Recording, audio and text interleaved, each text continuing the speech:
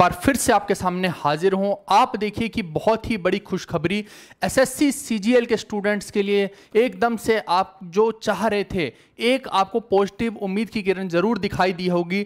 और ये जो है आपकी एक छोटी और पहली जीत है। मैं आप लोग को बता रहा हूं, अभी खेल खत्म नहीं हुआ है, लड़ाई खत्म नहीं हुई है, लेकिन आज जो हमें मिला है ना, इसमें भी हमें पॉजिटिविटी ढूंढनी चाहिए। आप देखिए कि सबने कलेक्टिव एफर्ट्स मारे हैं और तब जाके आज जो है हमें ये जीत हासिल हो पाई है। आप में से जितने भी स्टूडेंट्स हैं, आप देखिए कि जो हम सोच रहे थे कि एसएससी सीजीएल पोस्टपोन हो जाए, पोस्टपोन का नोटिस ऑफिशियली आ चुका है एसएससी सीजीएल का। भाई मेरे, अब आपको घबराने की कोई आवश्यकता नहीं है, आपको एनफ टाइम मिल चुका है।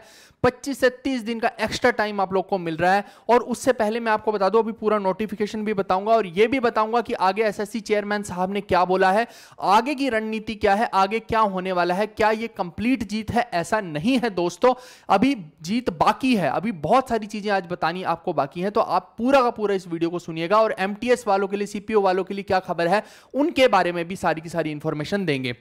आप देखिए कि ये जो बात थी ना, आप अगर थोड़ा सा भी ध्यान से देखिए, 6 अगस्त से भी पहले हमने जो है ये बता दिया था कि अंदर की खबर क्या है। और मैंने बोला था आपको कि स्ट्रॉन्ग सोर्सेज से पता लग रहा है कि भैया 100% कंफर्मिटी के साथ तो हम नहीं बोल सकते, लेकिन हाई चांस है कि सीजीएल जो है वो आपका पोस्टपोन होगा। ये देखिए आपके सामने है, और ये आज का नहीं है, मैंने 3 दिन पहले ये बात बोल दी थी और आज भी हमने एक मैसेज डाल दिया था कि 6 बजे तक इसकी न्यूज़ आ जाएगी। लेकिन चलो वो 6 बजे तक तो नहीं आ पाई, थोड़ा सा लेट आई, 7-8 बजे के आसपास आई, लेकिन आ गई वो न्यूज़। और ये आपके सामने है इस चीज़ का सबूत कि भैया जो हमने बोला था। और यहाँ पे एक पॉडकास्ट अभिनय सर के साथ किया था, उसके अंदर भी उन लोगों ने यही बोला था। तो ये जो है ना, एक होता है कि इतनी मिस इन्फॉर्मेशन फैलाना और एक होता है ऑथेंटिक इन्फॉर्मेशन। अगर हमने बोला था कि टीसीएस नहीं करवाएगी एग्जाम तो वो सत्य साबित हुआ है, और आज ये बोला है तो ये भी सत्य साबित हुआ है। और आपके सामने है ये नोटिफिकेशन। इसमें केवल सीजीएल की बात नहीं हुई है, आप देखिए कि सिलेक्शन फेज के अंदर भी बहुत सारी कमियां रही, जिसके अंदर चेयरमैन साहब ने खुद बोला कि 55,000 कैंडिडेट ऐसे हैं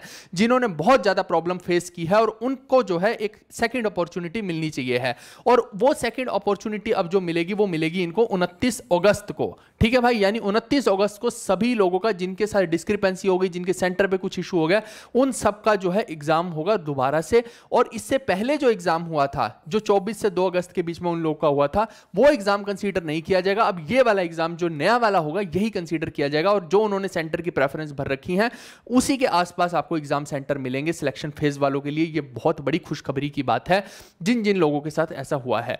और ये देखिए कि जो इसके एडमिट कार्ड है वो 26 अगस्त के आसपास आपको देखने को मिलेंगे। इसके आगे सीजीएल की बात करते हैं। जो लोग बोल रहे थे कि भैया सीजीएल के लिए आप गुमराह कर रहे हैं, पोस्टपोन नहीं होगा, आप अननेसेसरी के कमेंट्स कर रहे थे, है ना। बहुत सारे लोग को आदत होती है चुल करने की, लेकिन आप देखिए कि आज वो चीज, आप जो नेगेटिविटी फैला रहे थे उनकी नेगेटिविटी को हम दूर करते हैं। ऑफिशियली यहां पे एसएससी ने रिलीज कर दिया है। हमने बेशक से पहले बताया, लेकिन चलो कुछ लोग समझ जाते हैं, कुछ लोग नहीं समझते, लेकिन आपके सामने है कि पहले वीक ऑफ सितंबर में होगा ये एग्जाम। यानी कि अगर हम इसमें मैक्सिमम टाइम भी अगर देखते हैं तो यानी 7 सितंबर के आसपास का आपका टाइम बनता है। और इसके अलावा जो एमटीएस की बात कर रहे हैं, तो जहां तक मैं गलत नहीं हूं, पुराने वाले कैलेंडर को उठा के देखोगे तो आई थिंक 8 तारीख से एमटीएस था, 8 सितंबर से। तो भाई मेरे, ये ऑटोमेटिकली कॉमन सेंस की बात है कि जब पूरा अगस्त उन्होंने सिलेक्शन फेज की सुधार के लिए रख लिया और 7 से 8 सितंबर के आसपास सीजीएल के लिए रख लिया, तो भाई एमटीएस कहां से हो जाएगा? इसका सीधा सा मतलब है कि जितना 25-30 दिन सीजीएल शिफ्ट हुआ, 25-30 दिन एमटीएस भी शिफ्ट होगा। यानी कि ये अब 100% कंफर्मिटी के साथ है, क्योंकि उससे पहले तो करवाने का सवाल ही नहीं उठता है भाई मेरे। क्रोनोलॉजिकल ऑर्डर से चलना पड़ेगा इन लोग को। तो सीजीएल जो है 7 सितंबर के आसपास से शुरू होगा और आगे क्या करने वाले हैं वो भी मैं अभी आप लोग को बताऊंगा। इसके अलावा एक बहुत बड़ी दिक्कत आ रही थी ओटीआर की, जो वन टाइम रजिस्ट्रेशन के अंदर लोगों की बहुत सारी गलतियां हो गई थी और ये एडिट नहीं करने दे रहे थे। आप देखिए कि अब ये रूल बना दिया कि 14 अगस्त से लेकर 31 अगस्त के बीच में आप अपने ओटीआर को एडिट कर पाएंगे और उसको सही कर पाएंगे। और दोस्तों इस बार गलती मत करना, हर बार आपके लिए लोग इतनी लाठी नहीं खाएंगे, हर बार लोग खड़े नहीं होंगे आप लोगों के लिए, है ना। तो ये इस बार गलती मत करना, किसी कैफे वाले से मत भरवाना, खुद भर लेना, सही कर लेना इस चीज को, ठीक है भाई। अब इसके बाद सीपीओ के रिजल्ट की बात करते हैं, तो मैं आपको यह भी भविष्यवाणी अभी लगे हाथ किए देता हूं कि सीपीओ का जो रिजल्ट है वो भी आज आने के हाई चांस है ना। और जो डीओपीटी के साथ जो 4 टीचर गए थे मीटिंग करने, उसमें भी उन लोगों ने इस बात पे दबाव दिया था और मुझे लग रहा है कि आज रात 12 या 1 बजे के आसपास तक सीपीओ का रिजल्ट भी आने के हाई चांस रहेंगे।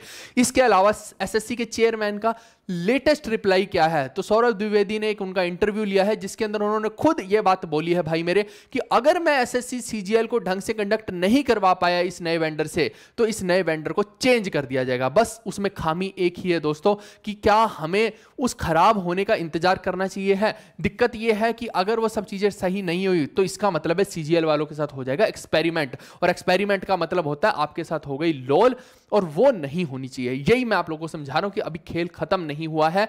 हमें लग रहा है कि शायद चीजें सही हो गई हैं सारी की सारी, ये केवल और केवल हमें समय मिला है, टाइम मिला है ताकि आप लोग उसके अंदर, उस टाइम फ्रेम के अंदर कुछ अच्छा सोच पाएं, एक तो पढ़ाई के लिए और दूसरा इन चीजों को ठीक करने के लिए। बस इतना ही हुआ है, मैं आपको बता रहा हूं। अभी चीजें ठीक नहीं हुई हैं। ठीक कैसे होंगी उसका तरीका क्या है? थर्ड पार्टी ऑडिट ही एक तरीका है, पर क्या इतनी जल्दी थर्ड पार्टी ऑडिट हो पाएगा? यह भी मुझे एक खाला जी का बड़ा ही लग रहा है। इतना आसान नहीं है कि थर्ड पार्टी ऑडिट इतनी जल्दी इतने सारे सेंटर्स का हो जाए। ठीक है भाई, यही एक तरीका। हमने कल भी लॉयर्स वगैरह से सबसे बात की थी, उन्होंने भी यही बोला कि यही हो सकता है, बट ये मुझे नहीं लग रहा इतनी जल्दी हो पाएगा। ये मैं अभी क्लियर कट आप लोग को बता रहा हूं। सबसे अच्छा तरीका तो यही है कि एसएससी इसके बीच में इंटरवेन करे और जहां भी नए वेंडर के एडुकेटी के जो भी सेंटर उनको खराब दिख रहे हैं उन सेंटर्स को ठीक करवाए या फिर उनको चेंज कर दिया जाए। घटिया हरकतें जो भी ये लोग कर रहे हैं उनको एकदम रेक्टिफाई करे। एसएससी अगर खुद ही इंटरवेन कर लेगी तो ये थर्ड पार्टी ऑडिट की भी जरूरत हमें क्यों पड़ेगी भाई मेरे, है ना। ये एक एक्स्ट्रा स्टेप में हम घुस जाएंगे, ये भी बात आपको ध्यान रखनी है। और एमटीएस और बाकी एग्जाम्स जितने भी हैं उन लोगों को भैया राहत है, आप सबका ही एग्जाम आगे पोस्टपोन होगा। ये सारा का सारा कैलेंडर 25 से 30 दिन के बीच के इंटरवल में जो है आगे शिफ्ट होगा। एमटीएस वालों के लिए हो सकता है 30-35 दिन भी मिल जाए, क्योंकि ये जरूरी नहीं है ना कि अगर सीजीएल 25-30 दिन शिफ्ट हो रहा है तो एमटीएस भी हो। एमटीएस उससे ज्यादा ही होगा, उससे कम तो नहीं ही हो सकता है। ठीक है, यानी ये मिनिमम वाला टाइम फ्रेम भी मैंने आपको बता दिया है। अब कल से हमें किस काम में लगना है दोस्तों, हमने भी पूरी कोशिश की आपके साथ, पूरा कंधे से कंधे मिलाकर हम लड़े हैं। हर टीचर के लिए हमने पूरा का पूरा, चाहे ग्रुप्स क्रिएट करने की बात हो, परमिशंस की बात हो, लॉयर्स तक के बात हो, हर चीज पे हमने जो है पूरा साथ दिया है स्टूडेंट्स का। पिछले कुछ दिनों से ना हम पढ़ा पा रहे हैं ना स्टूडेंट पढ़ पा रहे हैं। अब एक ही तरीका है अपने पास भाई मेरे कि कल से हम मॉक सेट्स लगाएंगे जो बेहतरीन क्वेश्चन होंगे। मैं 30-30, 35-35 मिनट के अंदर, बहुत छोटा हम रखेंगे टाइम इंटरवल। ये इतने छोटे से टाइम इंटरवल में मैं आपको वो चीजें सिखा डालूंगा जिससे कि आपका एग्जाम बेहतर हो जाएगा। क्योंकि अब जो है एग्जाम का इंटरफेस, एग्जाम का लेवल, एग्जाम में क्वेश्चन पूछने के तरीके बदल गए हैं और ये तरीके, नए तौर तरीके आपको सीखने पड़ेंगे और वो इसी मॉक सेट्स के थ्रू ही हो पाएगा। डेली हम एक मॉक सेट को सोल्व करेंगे, है ना। शाम को 8 या 9 बजे के आसपास हम इसका करेंगे पूरा का पूरा, तो वो मैं आपको टाइम बता दूंगा। तो कल से जितने भी लोग हैं इस चीज के लिए रेडी रहेंगे। ठीक है, सभी एग्जाम ही पोस्टपोन होंगे भाई, चाहे सीएचएसएल हो चाहे सीपीओ, कोई भी एग्जाम हो। जब सीजीएल पोस्टपोन हुआ तो इसके बीच में टाइम ही नहीं है कोई और एग्जाम करवाने का। आपने शायद नोटिफिकेशन को ध्यान से नहीं पढ़ा है, मैं वापस से पढ़ा देता हूं। इन लोगों ने बोला है कि ये 29 अगस्त को तो सिलेक्शन फेज का ले रहे हैं। इसका मतलब है बीच में कहीं भी हमारे पास टाइम नहीं है कोई भी और एग्जाम होने का। तो ये सीधी सी बात है। और इसके बाद तुरंत बाद फर्स्ट वीक ऑफ सितंबर में जब सीजीएल होना है तो बाकी के एग्जाम पहले कैसे हो जाएंगे। आप समझदार हैं इस चीज के लिए, तो अपने पास कहीं भी बीच में स्लॉट ही खाली नहीं है, सीधी सी बात ये है। ठीक है दोस्तों, चलिए। वेंडर चेंज का अभी कोई उन्होंने नहीं बोला है, सिर्फ चेयरमैन साहब ने यही बोला है कि अगर ये वेंडर ठीक से सीजीएल नहीं करवा पाया तो इसको चेंज कर देंगे। लेकिन अभी कंफर्मिटी कुछ नहीं है वेंडर चेंज की, यानी अभी तो यही लग रहा है कि वेंडर चेंज फिलहाल के लिए तो नहीं ही होगा। बस हमें इस बात पे दबाव देना है कि ये चीजें सारी ठीक कर दे। अगर सॉल्वर गैंग रहेंगे, सर्वर के इशू रहेंगे, सेंटर दूर दूर रहेंगे, सेंटरों पर भसड़ रहेगी, रिमोट एरियाज में आप रखेंगे, बहुत सारे ऐसे तमाम इशूज अगर ये सोल्व कर दें तो वही गनीमत है मुझे लग रहा है इस वक्त तो। और अगर सीजीएल ये सक्सेसफुली नहीं करवा पाते हैं फिर तो भैया कुछ नहीं हो सकता, फिर इस वेंडर को तो भैया छोड़ ही देना चाहिए कोई भी एग्जाम करवाने से। और एक चीज और बता दूं आप लोगों को, मैं यही वेंडर बिड लगाने वाला है अभी रेलवे के एग्जाम में भी, तो वहां भी पता लगे कि यही उठ के आ गया। ऐसा भी हो सकता है भाई मेरे, क्योंकि ये सबसे कम बिड लगा रहे हैं। क्योंकि आप देखिए सेंटर ही ऐसे दे रहे हैं, सर्विसेज ही ऐसे दे रही हैं, तो बिड तो सबसे कम लगेगी ना। यहाँ पे क्वालिटी को नहीं देखा जा रहा, केवल और केवल कॉस्ट को देखा जा रहा है। तो सिर्फ कॉस्ट से भी कुछ नहीं होता, क्वालिटी भी तो देखनी पड़ती है। और ये मैं आपको बता रहा हूं, खुदा ना खास्ता कुछ भी बुरा होना है तो यही होगा कि भैया रेलवे वालों का भी यही करवाने लग जाएगा। वहां अच्छा खासा टीसीएस करवा रही है, वहां एक कंप्लेंट नहीं दिख रही कोई ज्यादा, लेकिन ये देखिए कि यहां पे भरी पड़ी है। तो ये एक थोड़ा सा सोचने विचारने वाली बात है। तो भाई अभी जो है स्टेनो के बारे में कोई इंफॉर्मेशन इसलिए नहीं है दोस्तों, क्योंकि अभी शायद या तो इनको भी नहीं पता है या फिर इनके तक भी वो डेटा नहीं पहुंचा होगा। कुछ ना कुछ तो है, अभी तक तो नहीं है। यहाँ पे सिलेक्शन फेज के लिए ही ये इंफॉर्मेशन है। ठीक है भाई, तो जो हम आप लोग के लिए कर सकते थे वो कर दिया। बिल्कुल कल से जो है, कल आप लोग एक बारी जितने भी लोग देख रहे हैं मेरे को बताइए कि या तो शाम को 8 बजे या शाम को 9 बजे, इन दोनों में से एक टाइम स्लॉट जल्दी से चूज कर लो। जितने भी लोग हो 8 और 9 में से जल्दी से लिख दो।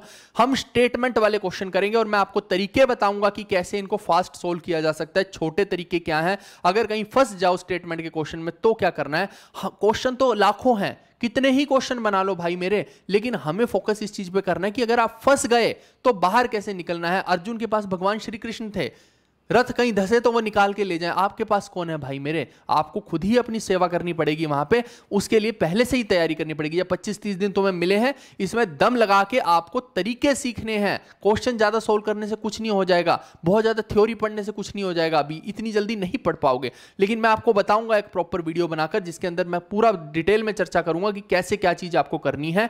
कल डल जाएगी वो वीडियो, और शाम को 9 बजे या 8 बजे, ये एक बार जल्दी से आप लोग बता दीजिए। बहुत सारे लोग 8 बजे का टाइम बोल रहे हैं, हाँ काफी सारे लोगों ने 8 बोला है। जल्दी से आप लोग बताइए, कोई 9 बोल रहा है, कोई 8 बोल रहा है, ऐसे जल्दी जल्दी जल्दी जल्दी बता दो एक बारी कि क्या टाइम रखना है भाई मेरे, ताकि इस चीज को हम वही करें। तो ज्यादातर लोग बोल रहे हैं कि 8 रखिए, तो 8 रख लें क्या फिर? जल्दी से बताओ, 8 को लॉक कर दिया जाए ताकि कल जो है हम पढ़ाई भी कर पाए इस चीज के लिए। कब तक यही सब चीजें करते रहेंगे? क्या कर रहा है, क्या हो रहा है, क्या बोल रहे हैं? मेरा एक क्वेश्चन है कि जो 55,000 लोग री एग्ज़ाम देंगे उनका सर्वर सही चला तो बेटर है, लेकिन जो पहले एग्ज़ाम दे चुके हैं उनके साथ तो इनजस्टिस हुआ, उससे बेटर है कि सबका री एग्ज़ाम करवा दो। भाई ये हमारे हाथ में थोड़ी कि हम री एग्ज़ाम करवा दें, ये तो एसएससी का बड़प्पन है भाई साहब कि उन्होंने ये सुन लिया। नहीं तो आज तो ऐसे हाल चल रहे हैं कि कोई सुनने को रेडी नहीं है। आप देखिए कि कोई जवाब देने को रेडी नहीं था, ये तो शुक्र करो कि उन्होंने सुन के इस पर जवाब दे दिया। ये तो हाल चल रहे हैं अभी, तो क्या ही बोल लेंगे हम इस चीज़ के लिए। ऐसा है ये 8 और 9 का, यहाँ पे बहुत सारे मिक्स होकर लोग आ रखे हैं। तो अच्छा, तो 8 ही बोल रहे हैं, बहुत सारे लोग 8 ही बोल रहे हैं। ठीक है, तो कल 8 बजे कर लेंगे। कल शाम को 8 बजे एक बार सेशन रख लेते हैं। आधे घंटे का ही सेशन रखेंगे, ज़्यादा नहीं रखेंगे लंबा। और उसी आधे घंटे में इतना पावरफुल वो सेशन रहेगा कि आपको तुरंत ऐसी ऐसी चीज़ें मैं बताऊंगा जिससे कि आपको सोल्व करने की टेक्निक पता लगेगी, आपका दिमाग उस चीज़ में तेज होगा। अभी सारा का सारा गेम है कि आप अप्रोच कैसे करते हैं, अप्रोच का गेम होने वाला है। ठीक है दोस्तों, सब एग्जाम पोस्टपोन होंगे दोस्तों, सब एग्जाम होंगे। ठीक है भाई, कब होंगे ये कोई गारंटी नहीं है कि CHSL कब होगा, MTS कब होगा। भाई मैंने बोल दिया ना, 1 महीने का गैप अब मान के चलो तुम। हर एग्जाम में जो उसकी पहली डेट थी ना, उसमें 1 महीना ऐड कर लो। सीधी सी बात है। अगर MTS 8 सितंबर को पहले होना था तो उसके अंदर कम से कम लगभग 30 दिन ऐड कर लो आप। ठीक है, तो हो सकता है कि वो 7 अक्टूबर तक शिफ्ट हो जाए, 6 अक्टूबर तक, 1 अक्टूबर तक, है ना। अक्टूबर के फर्स्ट वीक तक आप समझिए कि MTS पोस्टपोन हो जाएगा। हर एग्जाम को 1-1 महीना आप डिले कर सकते हैं, उससे आइडिया लग जाएगा। बिल्कुल, आज कटिंग करवा के आए हैं हम। जब ये नोटिफिकेशन आने वाला था तो मैं डर रहा था कि भैया कटिंग कराऊं कि ना कराऊं, लेकिन फिर मैंने बहुत ज़्यादा हिम्मत दिखाई और मैं कटिंग करवाने चला गया। ठीक है, चलिए, TCS वापस आएगा कि नहीं आएगा मैं आप लोगों को अभी बता दूं कि इसकी कोई गारंटी नहीं है। ऑलरेडी चेयरमैन साहब ने बोल दिया है कि भैया ये जो एडिक्विटी है यही एग्जाम कराएगा। अगर ये ढंग से CGL का एग्जाम नहीं करवा पाया तो ही इसको चेंज करने के बारे में सोचा जाएगा। तो यानी एक एक्सपेरिमेंट तो अब होगा, सीधी बात है। वो नहीं मुझे पता भाई कि CBI इंक्वायरी होंगी इन पे, क्या होगा आई रियली डोंट नो। अरे जो जिसको बोल रहा है भाई बोलने दो। यहाँ पे क्या हो रखा है, शोशेबाजी चल रही है, रीलबाजी चल रही है। एक ने उसकी गीची पकड़ ली, दूसरे ने उसके बाल पकड़ लिए। यहाँ पे ये सब ड्रामा चल रहा है। तुम्हें एंटरटेनमेंट करना है, तुम एंटरटेनमेंट ढूंढो इन लोगों के बीच में। जिसको पढ़ना है, जो चाहता है कि सच में कायदे से उसका सिलेक्शन हो जाए, ये वर्स्ट सिचुएशन में हो आप, आपको मैं बता दूं, आपको इस बात का खौफ होना चाहिए, डर होना चाहिए कि भैया ये जो हो रहा है, you are in the worst situation from all sides.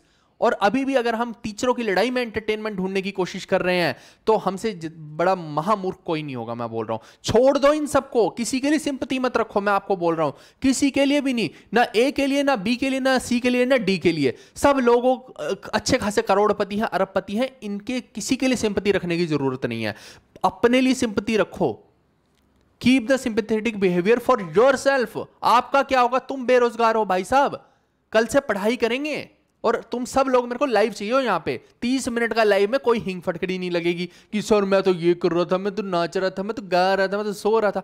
30 minute के लाइव में तो कोई समस्या आपको नहीं आनी चाहिए। तो कल मेरे को लाइव चाहिए हो सब लोग, बस सीधी सी बात है। जो एमटीएस का पेपर है वो भी ऐसा ही आने वाला है। मैं वही आपको बोल रहा हूं कि सीजीएल और एमटीएस का बच्चा जितना भी है ना, कल से हम डेली 8 बजे शुरू करेंगे। वो दोनों के लिए रहेगा, सीजीएल के लिए भी रहेगा और एमटीएस के लिए भी रहेगा। तो ये आप कंफ्यूज मत करिए कि केवल और केवल सीजीएल के लिए रहेगा, क्योंकि एमटीएस में कहीं ज्यादा अच्छा लेवल आता है, सीजीएल से कहीं ज्यादा अच्छा लेवल एमटीएस में इसलिए आता है क्योंकि जीके ही डिसाइडिंग फैक्टर है भाई उसके अंदर। इंग्लिश से कहीं ज्यादा जीके डिसाइडिंग फैक्टर है, मैथ्स रीजनिंग तो टुच्चू है उसके अंदर। आप समझ के देखो इस चीज को। तो आपको क्या लग रहा है कि एमटीएस में आसान आएगा? सीजीएल जैसा आएगा भाई मेरे। कल से स्टार्ट करना पड़ेगा अपने को पढ़ना। यही तरीका है एक सिलेक्शन लेना है तो।